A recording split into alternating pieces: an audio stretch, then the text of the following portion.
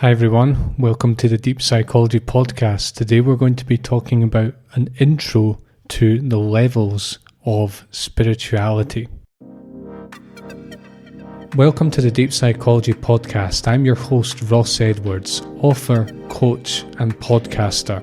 We cover deep insights into your psychology, helping you grow in psyche and spirit.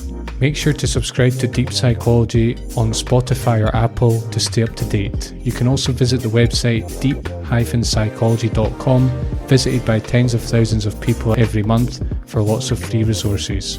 If you want to go deeper with this work, you might like to do coaching with me. Head to the website for more details. It's time for today's episode. So I'm really excited this month to be sharing with you this series on the levels of spirituality. I just think this is so powerful and so important to know about as a human being, whatever your interests are. It really just helps put spirituality into perspective, and it's something that I teach to pretty much all my students, all the coaching clients I have, all the students I have in my classes. I teach them these levels in some form. I mean, there's many different sort of areas in which these levels show up, and spirituality is one that is really important. So before we get started, just want to say I've got episodes every Wednesday and Sunday. Wednesday's episodes are a mixture, while Sundays are a series of episodes, and this month it's a series on the levels of spirituality. So let's talk a bit about why we're talking about these levels of spirituality. Why are we spending an entire month learning about them? So if you're not convinced, let me tell you that learning this will dramatically alter your view of religion, spirituality, science, atheism, agnosticism, human knowledge and human culture. It's going to help you reframe all religious and spiritual expression as dependent on a series of levels, rather than just different choices people make or different types or different forms of spirituality. There's something a lot deeper going on here. Okay, it's not just types of people or the choices they make, behind why people go to church or why they don't, why people go to yoga classes, why they don't. There's something much deeper going on. It's going to help put atheism and agnosticism into a bigger context. And this is important for all of us, whether we identify as atheist and agnostic or one or the other or not, because we either love these isms or we reject them strongly. And I think that is missing the point in a certain way. They serve a purpose, and we don't have to necessarily reject it, or we don't need to become overly attached to it either. We can see it for what it is and understand where it's coming from. And this helps loosen us up from it. As I'm going to mention later on, atheism and agnosticism are belief systems in their own right. So that's one thing it'll help you do, learning about this. It'll help you see these in a new context that you probably never understood before. It will also help you have more empathy and understanding for people, countries and groups at a different level from you. So you're going to discover your own level, your own dominant level, and you're going to start seeing these levels in people that you know, countries and groups of people, religious groups, spiritual groups. And it's going to help you understand all of that. It's going to help you understand yourself a lot more and the journey that you've been on for your entire life. So there are 3 levels we're going to focus on in this series. There is another one that is really important, and I'm going to have to do an episode on that at some point, because it's sort of the one that seems to be emerging at the moment. There are 3 levels of spirituality we're going to focus on. Those are religious spirituality, secular spirituality, and progressive spirituality. And I'm just going to do a quick overview right now of each of them, and you're going to realize that they are very, very different from one another. and you'll be able to recognize them. We all know what they are. It's just that we often don't group them together and give them names, and we don't realize that they are levels. Spoiler alert. So religious spirituality, first of all, we can think of religious spirituality as the sort of historically established forms, the long-standing traditions like Christianity, Judaism, Hinduism, Islam, and so on. It's organized religion. It often includes fundamentalism, belief in the literal truths of religious texts, for example. Theism, a lot of the theistic traditions that I've just mentioned are part of religious spirituality, and the later forms of spirituality up to a certain point don't tend to be very theistic. I mean, secular spirituality is not theistic at all. It's basically anti-theistic, atheistic, and progressive spirituality is sort of the same. It's traditional religion. So whenever we think of traditional religion, we're really thinking of religious spirituality. It involves a lot of rules for how to lead a moral life. It typically promises something in the afterlife. That is taken literally, like the literal afterlife. Once you end your life as a human being, your life ends as a human being, you have promises, you have hell or heaven, depending on how you've behaved. So there's a lot of moral prescriptions. There's also a lot of rituals, which is a very positive aspect of religious spirituality, going to church on a Sunday, having holy days. We don't call them holy days anymore, but that was the original name. Ceremony, decoration and clothing and, beautiful architecture and so on. This is an expression of religious spirituality. It tends to be quite one-minded, so if you come across someone who's practicing religious Christianity or religious Islam, they're probably going to be pretty against the other. So Christians are typically not, they don't typically find any truth in Islam or in Hinduism or in Judaism, and they basically think that Jews and Hindus and Muslims are deluded, and they see their own religion as the greatest one. I'm not picking on Christians. This is true of all religious spirituality. It's just what it is. It's just very one-minded. It doesn't appreciate other traditions yet. Later on, at higher levels do, which is a very positive development. It's quite dogmatic. So, as I said, this ties in with fundamentalism. People who practice religious spirituality tend to take things very literally. They're quite dogmatic about it. We can't question what it says in the Bible or the Quran.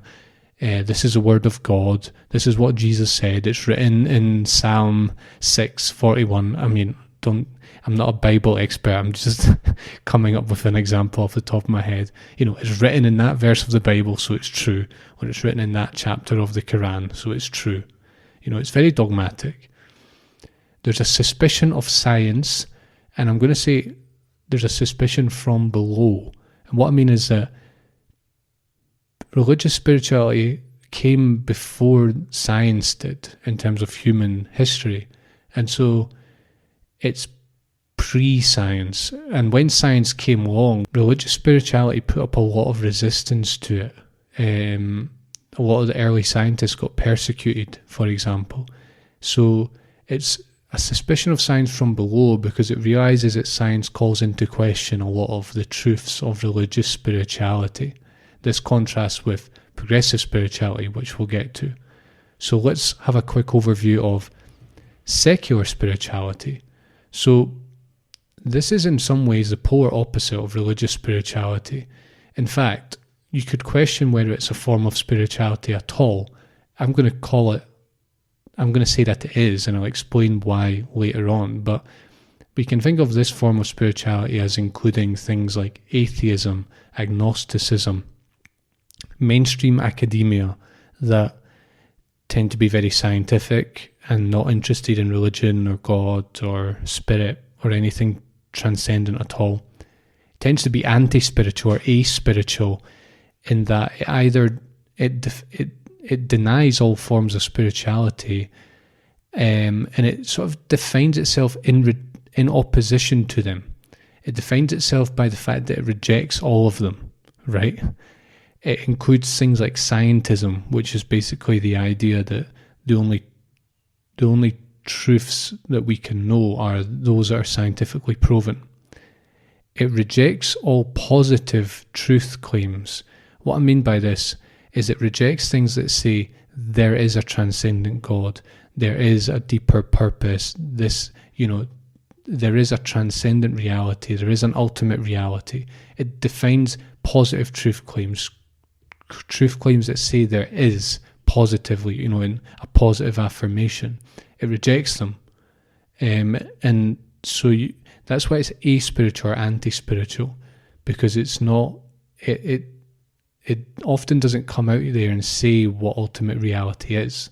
I mean, that isn't entirely true, but it's largely true. It bases truth on science and demonstrable fact, rather than on the holy texts and on religious leaders and the sages of the past and so on, like religious spirituality did. It's rational. It thinks about proving things objectively. It demands objective evidence. It demands measurability and so on. It can, however, have a spiritual reverence or solemnity for things like science and maths and the beauty of the cosmos and the universe. So it's not completely kind of cold towards beauty and meaning and ultimate significance, but largely it is, and largely it rejects all of this stuff. So let's talk about progressive spirituality. Again, these are just descriptions. We're going to be doing episodes on each of these three. So let's just do a little description of progressive spirituality.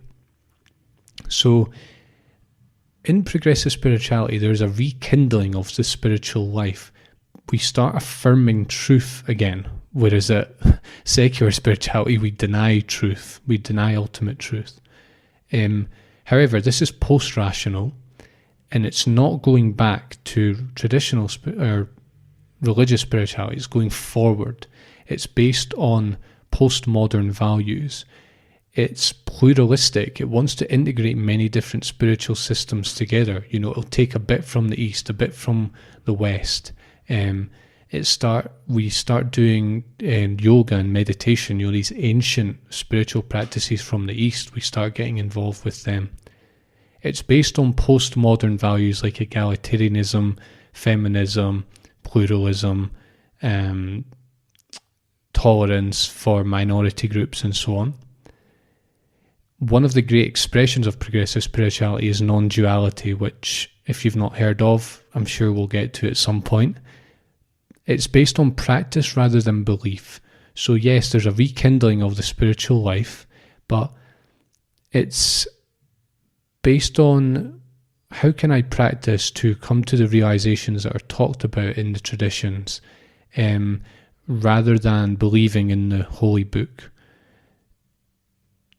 It's suspicious of signs from above. So religious spirituality is suspicious of signs from below, because the methods of science and the discoveries of science contradict a lot of the claims of religious spirituality. Progressive spirituality is suspicious of it in a different way. It sort of sees it as limited. It sees it as very kind of dogmatic. It sees it as being unable to explain a lot of things. So it's suspicious from above in that it sees the limitation. It doesn't see it as a threat necessarily. Progressive spirituality is extraordinarily diverse, much more so than any of the previous ones, because what I found is it can essentially include anything. Because it's pluralistic, any spiritual system, any religious system can be practiced within a progressive context, because progressive spirituality is very diverse and very pluralistic.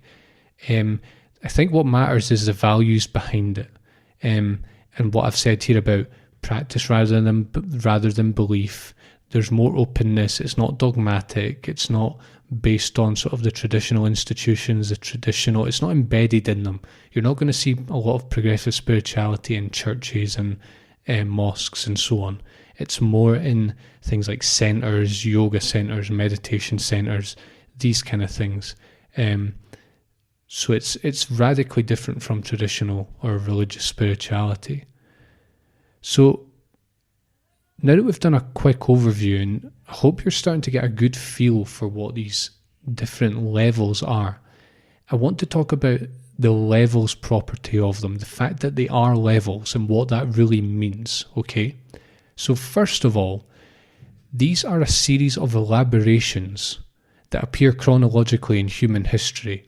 So it's not just different types, they're actually elaborations of one another. And you can see this in human history. They come online sequentially in human history.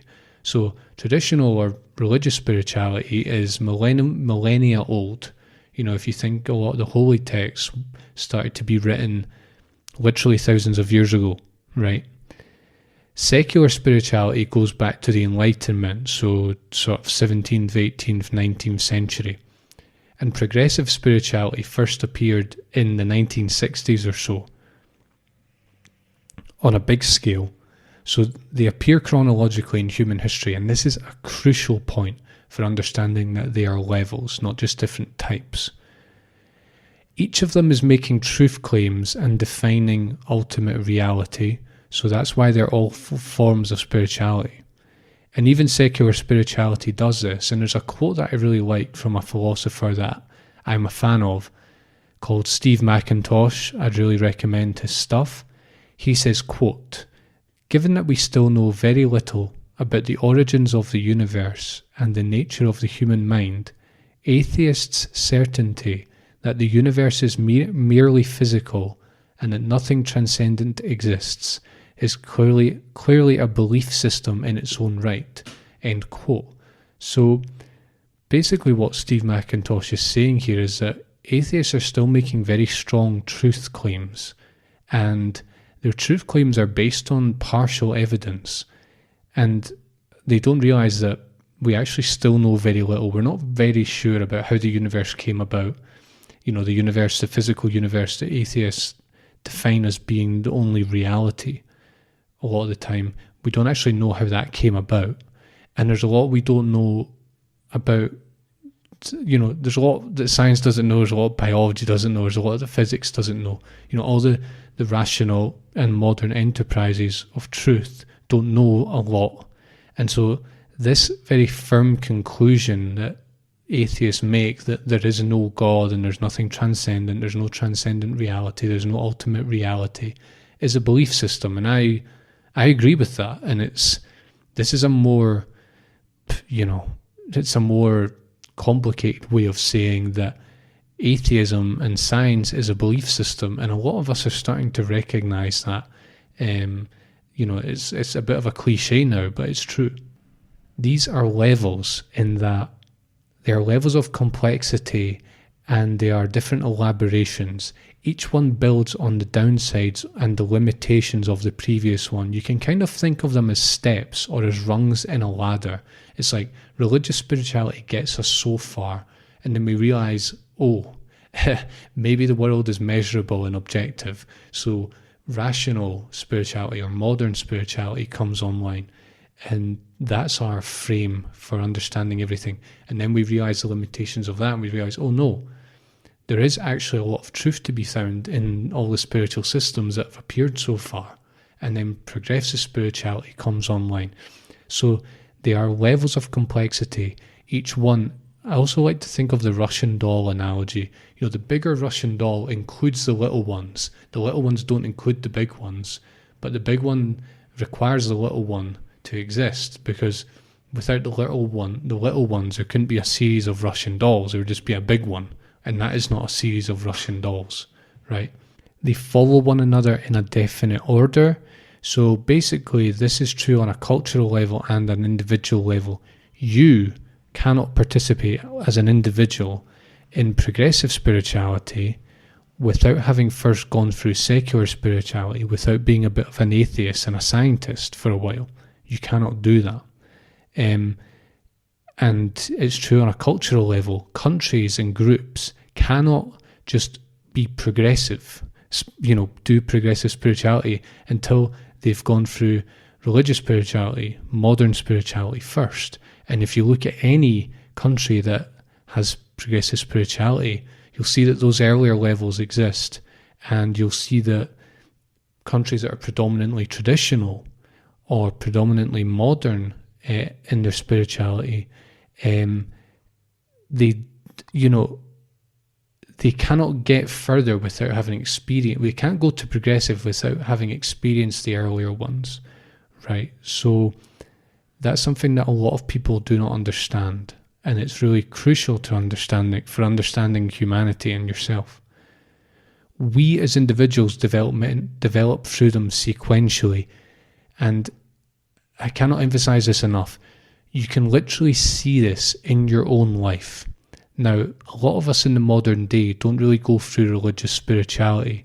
Our religious spirituality is pretty much, we're sort of obliged to go to church a few times when we're younger. We maybe get christened or baptized, but, we've not really got a strong religious life. However, a lot of us are progressive. And what we have to realize is at one point we were not progressive. One point we were modern.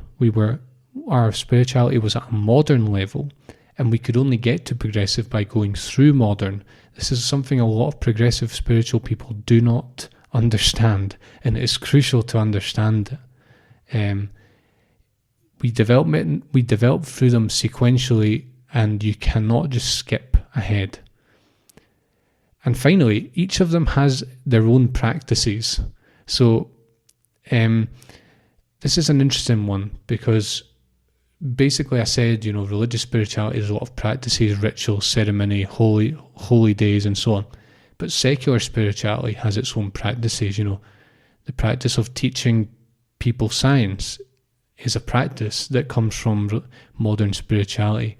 The practice of doing science, the practice of debating, the practice of fighting against religion and fighting against spirituality and positive truth claims, for example. And then progressive spirituality with its meditation, its yoga, its reading books about Hinduism and all the rest of it. They're all practices, they're all things that deepen our spirituality at that level. I think that's just a really funny and interesting thing to notice. And finally, just really want you to understand that these are not just choices that people make. On the surface, it just seems like, people choose to be interested in yoga. People choose to be Christians. People choose to be scientific and atheistic. No, these are developmentally rich. These are evolutionary emergence. And where you are born, the time you're born in, the culture you're in, the specific life phase that you're at, all of this stuff plays a big role. And in many ways, it's beyond our choice. On the surface level, it'll seem like we're choosing, but there's something much deeper going on here. These are levels of complexity that we're developing through as individuals and on a cultural level. And so this really just changes your perspective on yourself and on others. We're not just choosing to be who we are in our spiritual lives. There is something a lot deeper going on here. So I'm going to leave it on a cliffhanger. The next 3 episodes, we're going to look in great detail at each of the 3 levels, the traditional, the modern, and the progressive. And so you're going to get a very comprehensive understanding of these 3 levels. For now, though, I'm going to say goodbye. So make sure to subscribe so that you're getting notified every time I release an episode on Wednesday and Sunday. And make sure to come back Wednesday and Sunday at 8 p.m. Central European Time, 7 p.m. UK Time, 2 p.m. Eastern Time. I'm Ross. This is Deep Psychology. Thanks a lot for joining me for this episode, and I'll see you soon for the next one. Thanks for listening. If you liked this episode, please leave a review and make sure to subscribe on Apple or Spotify. If you'd like to go deeper with this work, head to deep-psychology.com to do coaching with me. Thanks a lot, and I'll see you soon.